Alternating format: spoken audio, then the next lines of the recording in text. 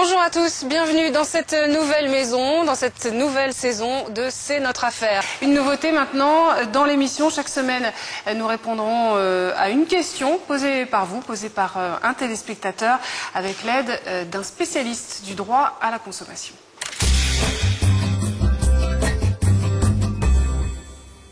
Stéphane Benmimoun, bonjour. Bonjour Claire. Vous êtes juriste, spécialiste du droit de la consommation. Vous êtes nombreux à évoquer des problèmes ou des conflits avec vos fournisseurs d'accès à Internet. Et aujourd'hui, un téléspectateur de Nancy nous expose son problème.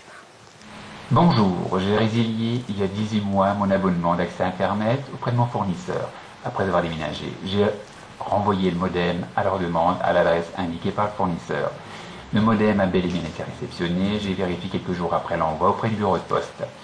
Pourtant, je suis harcelé depuis quelques semaines par un organisme de recouvrement commandité par ce fournisseur, me réclamant la modique somme de 350 € auquel s'ajoutent 30 € de frais de dossier. Ayant égaré le bureau d'envoi, je ne peux malheureusement pas à ce jour prouver que le modem leur a été restitué. Ces méthodes sont-elles légales et que peut-on faire? Effectivement, Stéphane, qu'est-ce qu'il peut faire concrètement? Alors, donc, ces méthodes sont évidemment tout à fait légales. Chaque créancier est tout à fait en mesure de poursuivre son débiteur, même si effectivement certains courriers sont un peu intimidants. Que peut-il faire? Bien, première chose, il faut absolument qu'il réponde, c'est-à-dire qu'il ne laisse absolument pas s'envenimer la situation.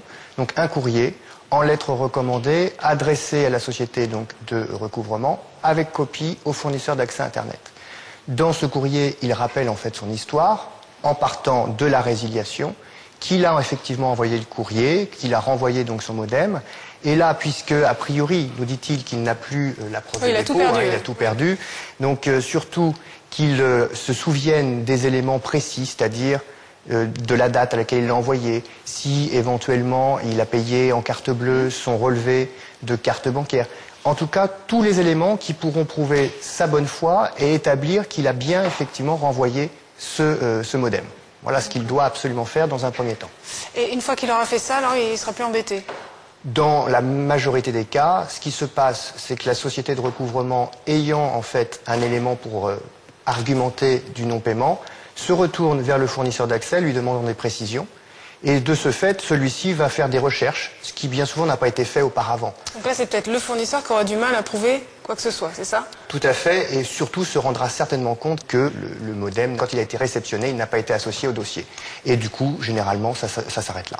Et si d'aventure, il y a contentieux, qu'est-ce qui se passe? Si contentieux il y a, ce sera en général devant le juge de proximité. Dans ce cas-là, aucun avocat n'est nécessaire.